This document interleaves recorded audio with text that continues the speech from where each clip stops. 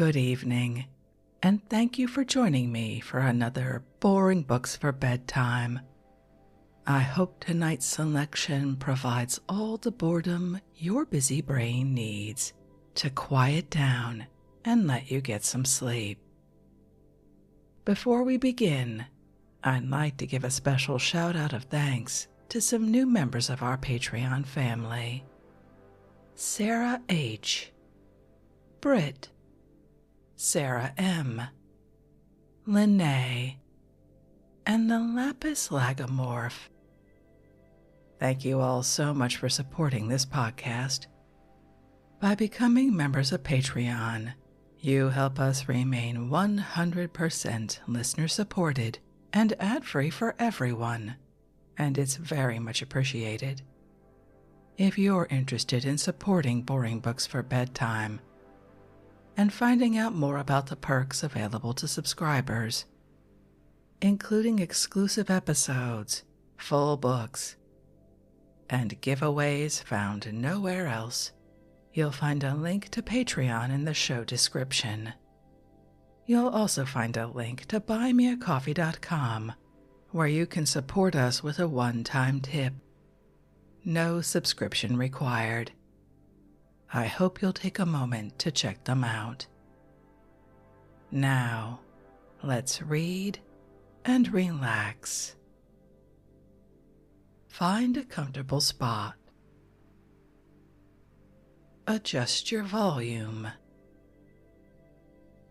Take a nice deep breath in. Let it out slowly. And off we go. Tonight, let's return to one of our most popular books and a subject near and dear to my heart. We're reading Our Cats and All About Them. Their varieties, habits, and management, and for show. The standard of excellence and beauty described and pictured by Harrison Weir, FRHS, in a new edition published in 1892 by the Fancier's Gazette Limited, 54 to 57 Imperial Buildings, Ludgate Circus, London. Let's pick up right where we left off, in the middle of Mr. Weir's descriptions of various cats. Let's begin. The Black Cat. It is often said, "What's in a name?" The object, whatever it is, by any other would be the same, and yet there is much in a name. But this is not the question at issue, which is that of color. Why should a black cat be thought so widely different from all others by the foolish, unthinking, and ignorant? Why, simply on account of its color being black, should it have ascribed to it a numberless variety of bad omens, besides having certain necromantic power? In Germany, for instance, black cats are kept away from children as omens of evil, and if a black cat appeared in the room of one lying ill, it was said to portend death. To meet a black cat in the twilight was held unlucky. In the good old times, a black cat was generally the only color that was favored by men reported to be wizards, and also were said to be the constant companions of reputed witches. And in such horror and detestation were they then held, that when the unfortunate owners were ill-treated, drowned, or even burned, very frequently we are told that their cats suffered martyrdom at the same time. It is possible that one of the reasons for such wild, savage superstition may have arisen from the fact of the larger amount of electricity to be found by friction in the coat of the black cat to any other. Experiments prove there is but very little either in that of the white or the red tabby cat. Be this as it may, still the fact remains that for some reason or other, the black cat is held by the prejudiced ignorant as an animal most foul and detestable, and wonderful stories are related of their actions in the dead of night, during thunderstorms and windy nights. Yet as far as I can discover, there appears little difference either of temper or habit in the black cat, distinct from that of any other color, though it is maintained by many even to this day that black cats are far more vicious and spiteful and of higher courage, and this last I admit. Still, when a black cat is enraged and its coat and tail are well set up, its form swollen, its round, bright, orange-yellow eye distended and aglow with anger, it certainly presents to even the most impartial observer a most uncanny appearance. But for all this, their admirers are by no means few, and to my thinking, a jet-black cat, fine and glossy in fur and elegantly formed, certainly has its attractions. But I will refer to the superstitions connected with the black cat further on. A black cat for show purposes should be of a uniform, intense black.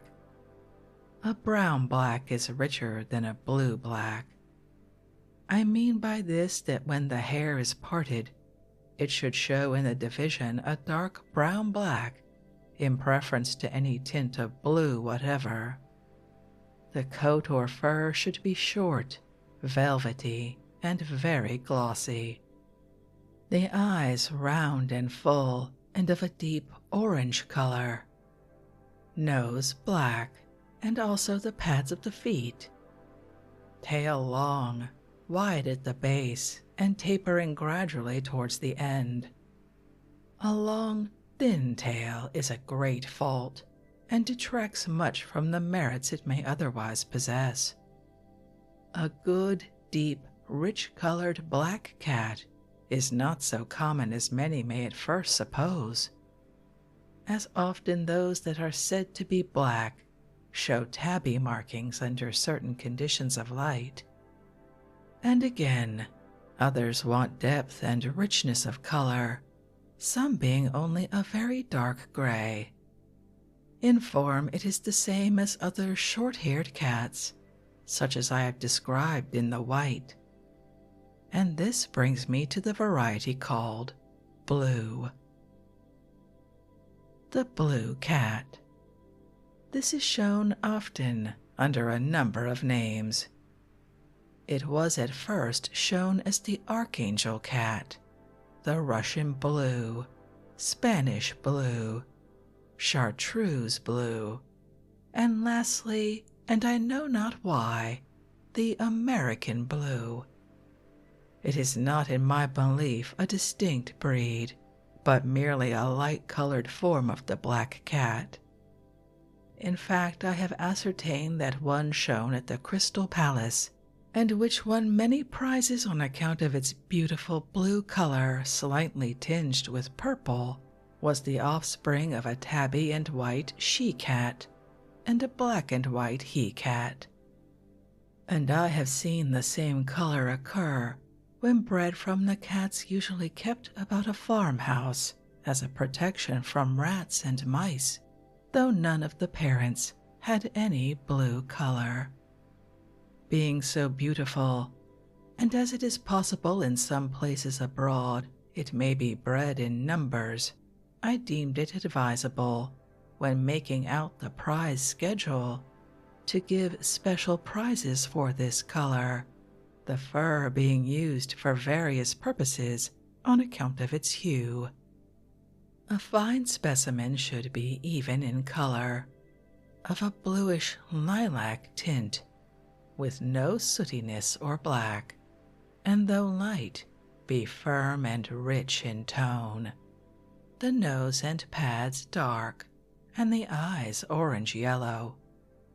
If of a very light blue-gray, the nose and pads may be of a deep chocolate color, and the eyes deep yellow, not green. If it is a foreign variety, I can only say that I see no distinction in form, temper, or habit. And as I have before mentioned, it is sometimes bred here in England from cats bearing no resemblance to the bluish lilac color, nor of foreign extraction or pedigree. I feel bound, however, to admit that those that came from Archangel were of a deeper, purer tint than the English crossbreeds, and on reference to my notes, I find they had larger ears and eyes, and were larger and longer in the head and legs. Also, the coat or fur was excessively short, rather inclined to woolliness, but bright and glossy, the hair inside the ears being shorter than is usual in the English cat. The black and white cat. This is distinct from the white and black cat, the ground color being black marked with white, while the other is white marked with black. The chief points of excellence for show purposes are a dense, bright, brown-black evenly marked with white.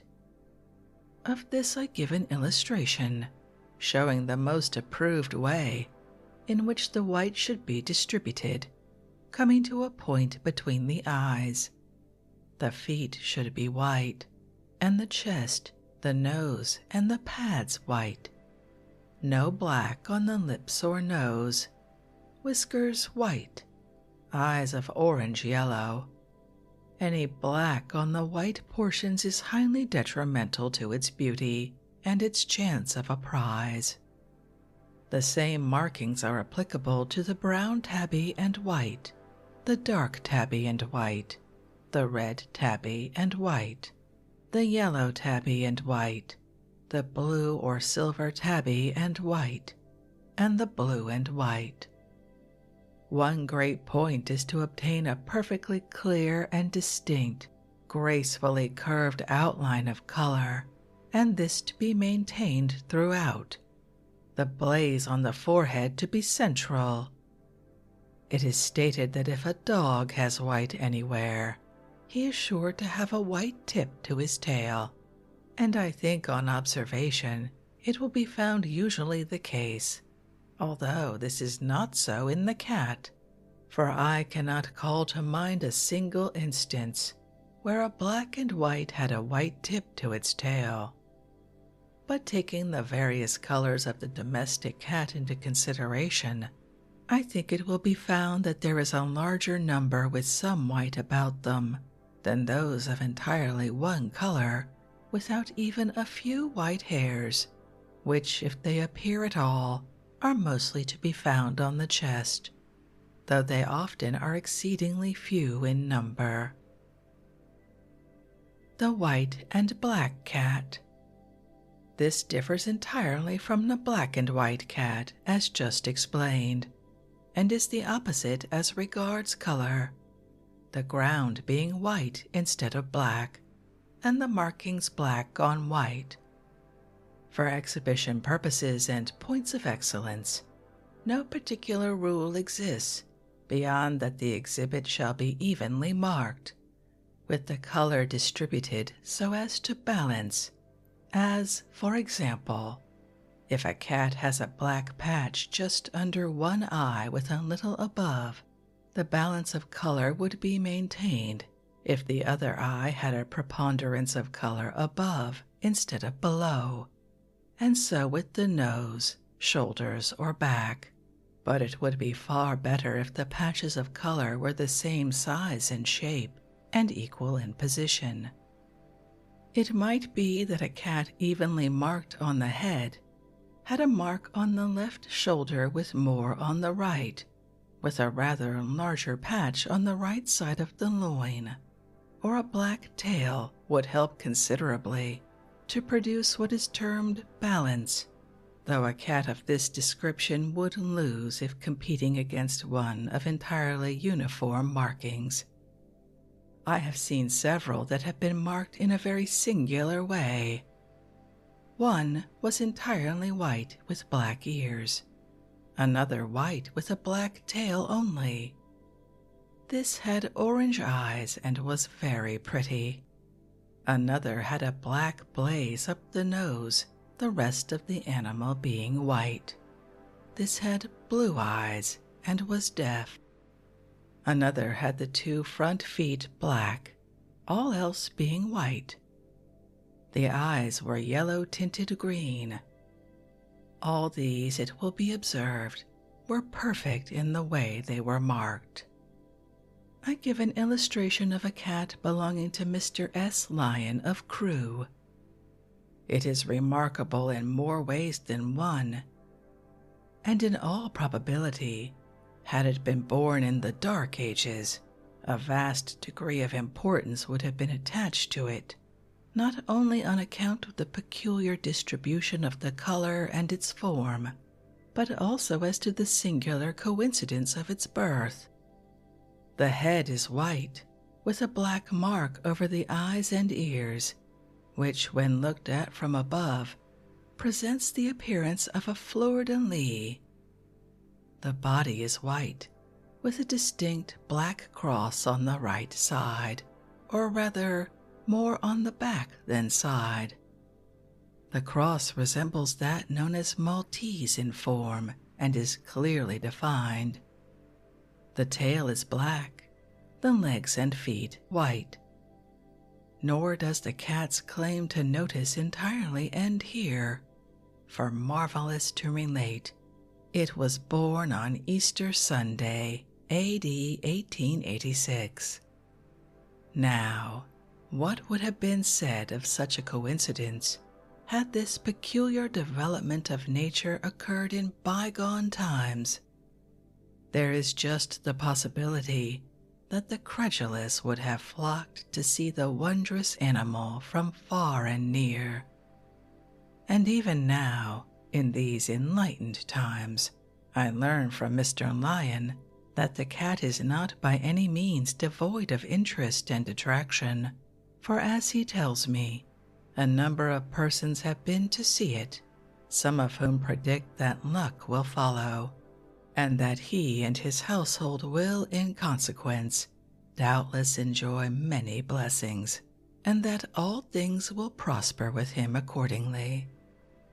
Although my remarks are directed to the white and black cat, the same will apply to the white and red, white and yellow, white and tabby, white and blue, or dun color.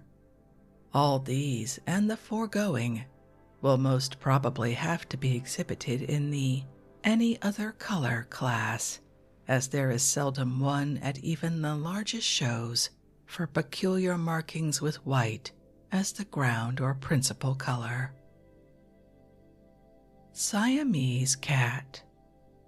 Among the beautiful varieties of the domestic cat brought into notice by the cat shows, none deserve more attention than the royal cat of Siam. In form, color, texture, and length, or rather shortness of its coat, it is widely different from other short-haired varieties, yet there is but little difference in its mode of life or habit. I have not had the pleasure of owning one of this breed, though when on a visit to Lady Dorothy Neville at Dangston near Petersfield, I had several opportunities for observation. I noticed in particular the intense liking of these cats for the woods, not passing along the hedgerows like the ordinary cat, but quickly and quietly creeping from bush to bush, then away in the shaws. Not that they displayed a wildness of nature in being shy or distrustful, nor did they seem to care about getting wet like many cats do, though apparently they suffer much when it is cold and damp weather, as would be likely on account of the extreme shortness of their fur, which is of both a hairy and a woolly texture, and not so glossy as our ordinary common domestic cat. nor is the tail, which is thin. Lady Dorothy Neville informed me that those which belonged to her were imported from Siam and presented by Sir R. Herbert of the Colonial Office. The late Duke of Wellington imported the breed, also Mr. Scott of Rotherfield. Lady Dorothy Neville thought them exceedingly docile and domestic, but delicate in their constitution, although her ladyship kept one for 2 years, another over a year, but eventually all died of the same complaint, that of worms, which permeated every part of the body. Mr. Young of Harrogate possesses a chocolate variety of this royal Siamese cat. It was sent from Singapore to Mr. Brennand, from whom he purchased it, and is described as most loving and affectionate, which I believe is usually the case. Although this peculiar color is very beautiful and scarce, I am of opinion that the light gray or fawn color, with black and well-marked muzzle, ears, and legs, is the typical variety, the markings being the same as the Himalayan rabbits. There are cavies so marked, and many years ago I saw a mouse similarly colored. Mr. Young informs me that the kittens he has bred from his dark variety have invariably come the usual gray or light dun color with dark points. I therefore take that to be the correct form and color, and the darker color to be an accidental deviation. In pug dogs, such a depth of color would be considered a blemish, however beautiful it might be. Even black pugs do not obtain prizes in competition with a true marked light dun. But whatever color the body is, it should be clear and firm, rich and not clouded in any way. But I give Mr. Young's own views. Quote, "The dun Siamese we have has won whenever shown. The body is of a dun color, nose, part of the face, ears, feet, and tail of a very dark chocolate brown, nearly black, eyes of a beautiful blue by day and of a red color at night. My other prize cat is of a very rich chocolate or seal with darker face, ears, and tail. The legs are a shade darker, which intensifies towards the feet. The eyes small, of a rich amber color.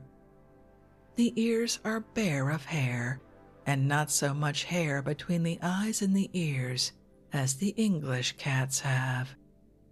The dun, unless under special judges, invariably beats the chocolate at the shows. The tail is shorter and finer than our English cats. I may add that we lately have had 4 kittens from the chocolate cat by a pure dun Siamese he-cat. All the young are dun-colored, and when born were very light, nearly white, but are gradually getting the dark points of the parents. In fact, I expect that one will turn chocolate.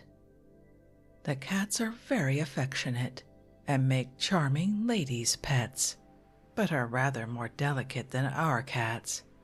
But after they have once wintered in England, they seem to get acclimatized. Mr. Brennand, who brought the chocolate one and another, a male, from Singapore last year, informs me that there are 2 varieties, a large and small. Ours are the small. He also tells me the chocolate is the most rare. I have heard a little more regarding the Siamese cats from Miss Walker, the daughter of General Walker, who brought over 1 male and 3 females. It seems the only pure breed is kept at the King of Siam's palace, and the cats are very difficult to procure, for in Siam It took 3 different gentlemen of great influence 3 months before they could get any. Their food is fish and rice boiled together until quite soft, and Miss Walker finds the kittens' bread have thriven on it. It is my intention to try and breed from a white English female with blue eyes and a Siamese male. The Siamese cats are very prolific breeders, having generally 5 at each litter and 3 litters a year. We have never succeeded in breeding any like our chocolate cat. They all come fawn with black or dark brown points. The last family are a little darker on their backs, which gives them a richer appearance than the pale fawn. Hitherto we have never had any half-breed Siamese, but there used to be a male Siamese at Herworth-on-Tees, and there were many young bred from English cats. They invariably showed the Siamese cross in the ground color. End quote. From the foregoing, it will be seen how very difficult it is to obtain the pure breed, even in Siam. And on reference to the Crystal Palace catalogues, from the year 1871 until 1887, I find that there were 15 females and only 4 males, and some of these were not entire. And I have always understood that the latter were not allowed to be exported, and were only got by those so fortunate as a most extraordinary favor, as the King of Siam is most jealous of keeping the breed entirely in Siam as royal cats. The one exhibited by Lady Dorothy Neville, Mrs. Poodle, had 3 kittens by an English cat, but none showed any trace of the Siamese, being all tabby. Although Mr. Herbert Young was informed by Mr. Brennand that there is another and a larger breed in Siam, it does not appear that any of these have been imported, nor have we any description of them, either as to color, size, form, or quality of coat, or whether they resemble the lesser variety in this or any respect. Yet it is to be hoped that ere long some specimens may be secured for this country. Besides Mr. Herbert Young, I am also much indebted to the courtesy of Mrs. Vivian of Dover, who is a lover of this beautiful breed, and who kindly sends the following information. Quote, "The original pair were sent from Bangkok, and it is believed that they came from the King's Palace, where alone the breed are said to be kept pure. At any rate, they were procured as a great favor, after much delay and great difficulty, and since that time no others have been attainable by the same person. We were in China when they reached us, and the following year, 1886, we brought the father, mother, and a pair of kittens to England. Their habits are in general the same as the common cat, though it has been observed by strangers there is a pleasant wild animal odor which is not apparent to us. Most of the kittens have a kink in the tail. It varies in position, sometimes in the middle close to the body, or at the extreme end like a hook." End quote. This tallies with the description given by Mr. Darwin of the Malayan and also the Siamese cats. See my notes on the Manx cat. Mr. Young had also noted this peculiarity in the royal cat of Siam. Mrs. Vivian further remarks, quote, "They are very affectionate and personally attached to their human friends, not liking to be left alone, and following us from room to room, more after the manner of dogs than cats. They are devoted parents, the old father taking the greatest interest in the young ones. they are friendly with the dogs of the house, occupying the same baskets. But the males are very strong and fight with great persistency with strange dogs, and conquer all other tomcats in their neighborhood. We lost one, however, a very fine cat in China in this way, as he returned to the house almost torn to pieces and in a dying condition, from an encounter with some animal which we think was a wild cat of the hills. We feed them on fresh fish boiled with rice until the two are nearly amalgamated. They also take bread and milk warm, the milk having been boiled, and this diet seems to suit them better than any other. They also like chicken and game. We have proved the fish diet is not essential, as two of our cats in Cornwall never get it. Rather, a free life seems necessary to their perfect acclimatization, where they can go out and provide themselves with raw animal food, feather and fur. We find these cats require a great deal of care unless they live in the country, and become hardy through being constantly out of doors. The kittens are difficult to rear unless they are born late in the spring, thus having the warm weather before them. Most deaths occur before they are 6 months old. We have lost several kittens from worms, which they endeavor to vomit. As relief, we give them raw chicken heads with the feathers on with success. We also give cod liver oil if the appetite fails and weight diminishes. When first born, the color is nearly pure white, the only trace of points being a fine line of dark gray at the edge of the ears. A gradual alteration takes place, the body becoming creamy, the ears, face, tail, and feet darkening, until about a year old they attain perfection, when the points should be the deepest brown, nearly black, and the body ash or fawn color, eyes opal or blue, looking red in the dark. After maturity they are apt to darken considerably, though not in all specimens. They are most interesting and delightful pets, but owing to their delicacy and the great care they require, no one, unless a real cat lover, should attempt to keep them. They cannot with safety to their health be treated as common cats. During Susan's, one of the cats' illness, the old he-cat came daily to condole with her, bringing delicate attentions in the form of freshly caught mice. Loquat also provided this for a young family for whom she had no milk.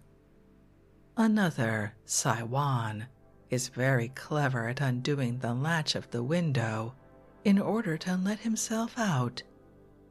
Tying it up with string is of no use, and he has even managed to untwist wire that has been used to prevent his going out in the snow. We have at present 2 males, 4 adult females, and 5 kittens. One of our kittens sent to Scotland last August has done well. End quote. Mrs. Lee of Penshurst also has some fine specimens of the breed, and of the same colors as described. I take it therefore that the true breed, by consensus of opinion, is that of the dun, fawn, or ash-colored ground with black points. Other colors should be shown in the variety classes. The head should be long from the ears to the eyes, and not over broad, and then rather sharply taper off towards the muzzle, the forehead flat and receding, the eyes somewhat aslant downwards towards the nose, and the eyes of a pearly yet bright blue color, the ears usual size and black, with little or no hair on the inside, with black muzzle and round the eyes black. The form should be slight, graceful, and delicately made, body long, tail rather short and thin, and the legs somewhat short, slender, and the feet oval, not so round as the ordinary English cat. The body should be one bright, uniform, even color, not clouded, either rich fawn, dun, or ash. The legs, feet, and tail black. The back slightly darker is allowable if of a rich color, and the color softened, not clouded. The Manx cat. The Manx cat is well known and is by no means uncommon. It differs chiefly from the ordinary domestic cat in being tailless, or nearly so, the best breeds not having any. The hind legs are thicker and rather longer, particularly in the thighs.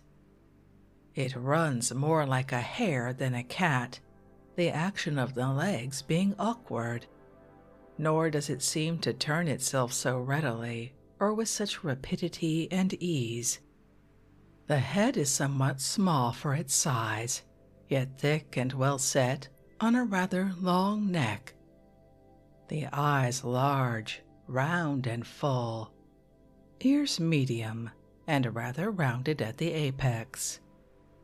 In color they vary, but I do not remember to have seen a white or many black, though one of the best that has come under my notice was the latter color.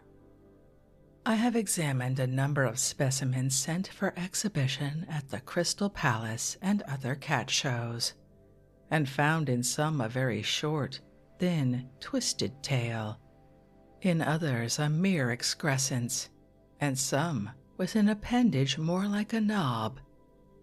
These I have taken as having been operated upon when young, the tail being removed, but this may not be the case, as Mr. St. George Mivart, in his very valuable book on the cat, mentions a case where a female cat had her tail so injured by the passage of a cartwheel over it that her master judged it best to have it cut off near the base.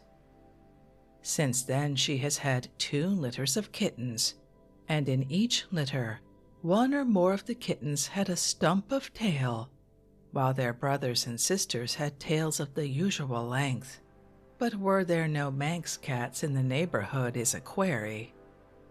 This case is analogous to the statement that the short-tailed sheepdog was produced from parents that had had their tails amputated, and yet this is now an established breed. Also, a small black breed of dogs from the Netherlands, which is now very fashionable. They are called skipperkees and have no tails, at least when exhibited. Mr. St. George Mivart further states that Mr. Bartlett told him, as he has so stated to myself, that in the Isle of Man the cats have tails of different lengths, from nothing up to 10 inches. I have also been informed on good authority that the fox terrier dogs, which invariably have as a matter of fashion their tails cut short, sometimes have puppies with much shorter tails than the original breed, but this does not appear to take effect on sheep, whose tails are generally cut off. I cannot myself come to the same conclusion as to the origin of the Manx cat. Be this as it may, one thing is certain, that cross-bred Manx with other cats often have young that are tailless. As a proof of this, Mr. Herbert Young of Harrogate has had in his possession a very fine, red, female, long-haired, tailless cat that was bred between a Manx and a Persian. Another case showing the strong prepotency of the Manx cat, Mr. Hodgkin of Erridge, some time ago had a female Manx cat sent to him. Not only does she produce tailless cats when crossed with the ordinary cat, but the progeny again crossed also frequently have some tailless kittens in each litter. I have also been told there is a breed of tailless cats in Cornwall. Mr. Darwin states in his book On the Variation of Animals and Plants Under Domestication, Volume 1, page 47, that throughout an immense area, namely the Malayan archipelago, Siam, Pequan, and Burma, all the cats have truncated tails about half the proper length, often with a sort of knob at the end. This description tallies somewhat with the appearance of some of the Siamese cats that have been imported, several of which, though they have fairly long and thin tails, and though they are much pointed at the end, often have a break or kink. In a note, Mr. Darwin says the Madagascar cat is said to have a twisted tail. Mr. St. George Mavart also corroborates the statement so far as the Malay cat is concerned. He says the tail is only half the ordinary length and often contorted into a sort of knot so that it cannot be straightened. He further states its contortion is due to deformity of the bones of the tail, and there is a tailless breed of cats in the Crimea. Some of the Manx cats I have examined have precisely the kind of tail here described, thin, very short, and twisted, that cannot be straightened. Is it possible that the Manx cat originated from the Malayan, or rather, is it a freak of nature perpetuated by selection? Be this as it may, we have the Manx cat now as a distinct breed, and when crossed with others, will almost always produce some entirely tailless kittens, if not all. Many of the Siamese kittens bred here have kinks in their tails. The illustration I give is that of a prize winner at the Crystal Palace in 1880, 1881, 1882, and is the property of Mr. J. M. Thomas of Parliament Street. In color, it is a brindled tortoiseshell. It is 8 years old. At the end of this description, I also give a portrait of one of its kittens, a tabby. Both are true Manx, and neither have a particle of tail, only a very small tuft of hair which is boneless. The hind quarters are very square and deep, as contrasted with other cats, and the flank deeper, giving an appearance of great strength, the hind legs being longer and thicker in proportion to the forelegs, which are much slighter and tapering. Even the toes are smaller. The head is round for a she-cat, and the ears somewhat large and pointed, but thin and fine in the hair. The cavity of the ear has less hair within it, also a trait of the Siamese, than some other short-haired cats. The neck is long and thin, as are the shoulders. Its habits are the same as those of most cats. I may add that Mr. Thomas, who is an old friend of mine, has had this breed many years and kept it perfectly pure. Various colors. Those who have had much to do with breeding and crossing of animals, birds, or plants well know that with time, leisure, and patience, how comparatively easy it is to improve, alter, enlarge, or diminish any of these, or any part of them. And looking at the cat from this standpoint, now that it is becoming a fancy animal, there is no prophesying what forms, colors, markings, or other variations will be made by those who understand what can be done by careful, well-considered matching and skillful selection. We have now cats with no tails, short tails, and some of moderate length, long tails bushy and hairy. But should a very long tail be in request, I have no doubt whatever but that in a few years it would be produced. And now that there is a cat club constituted for the welfare and improvement of the condition, as well as the careful breeding of cats, curious and unforeseen results are most likely to be attained. But whether any will ever excel the many beautiful varieties we have now is a problem that remains to be solved. This concludes the numerous varieties of colors and the proper markings of the domestic cat as regards beauty and the points of excellence to be observed for the purposes of exhibition. These are distinct, and as such, nearly all have classes for each individual color and marking, and therefore it is imperative that the owner should note carefully the different properties and beauties of his or her particular specimen, and also as carefully read the schedule of prizes with such attention as to be enabled to enter his or her pet in the proper class. For it is not only annoying to the exhibitor, but to the judge, to find an animal sometimes of extraordinary merit placed in the wrong class by sheer inattention to the printed rules and instructions prepared by the committee or promoters of the show.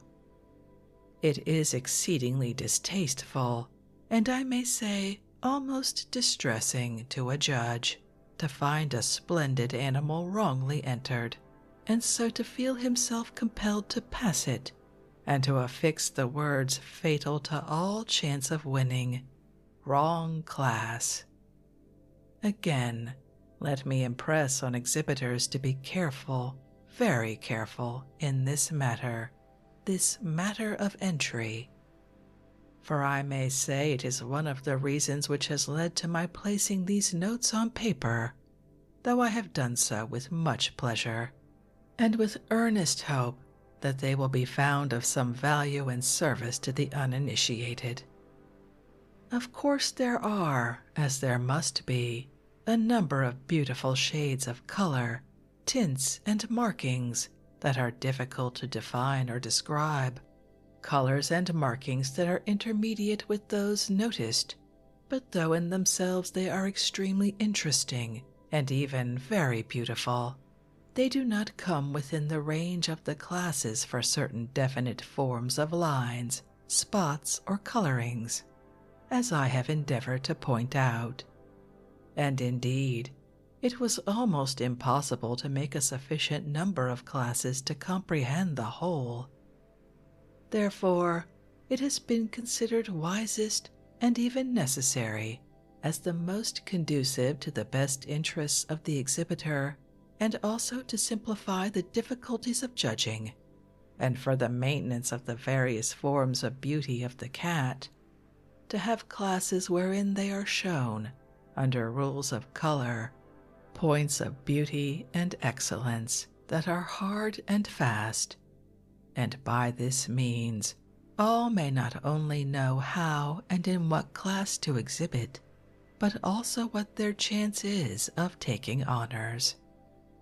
As I have just stated, there are intermediate colors, markings, and forms, so extra classes have been provided for these under the heading of any other variety of color, and any other variety not before mentioned, and any cats of peculiar structure. In this last case, the cats that have abnormal formations, such as 7 toes or even 9 on their fore and hind legs, peculiar in other ways, such as 3 legs or only 2 legs, as I have seen, may be exhibited.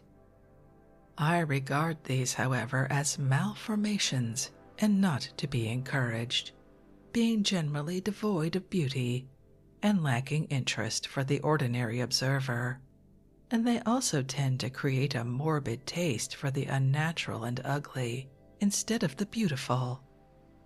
The beautiful, be it what it may, is always pleasant to behold, and there is but little if any doubt in my mind but that the constant companionship of even a beautiful cat must have a soothing effect.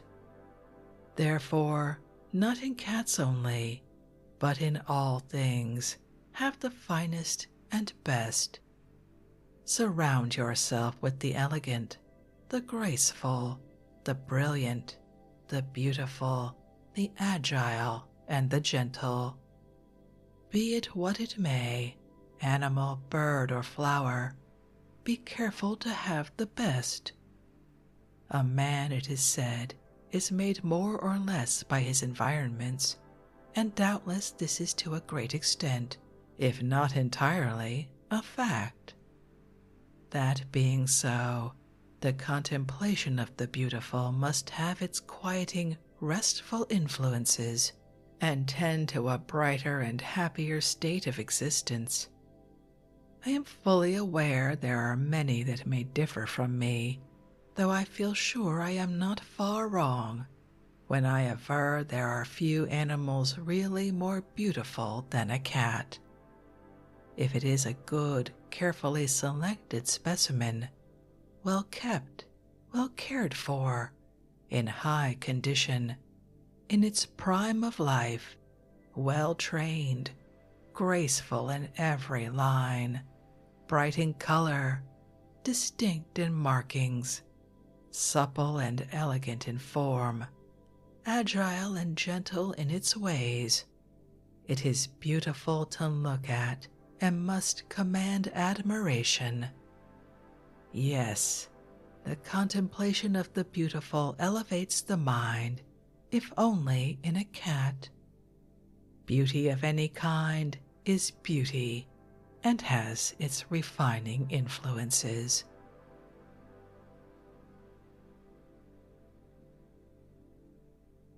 And with that remarkable ode to the beauty of cats, which I couldn't say better myself, I think we'll end this evening's reading from Our Cats and All About Them by Harrison Weir, one of the originators of the cat show. It's so interesting to read the notes he has and see the pictures of these breeds more than a century ago. I hope you enjoyed that. If you'd like to read this work for yourself and see the many illustrations, as always, you'll find a link to a free ebook from Project Gutenberg in the show description.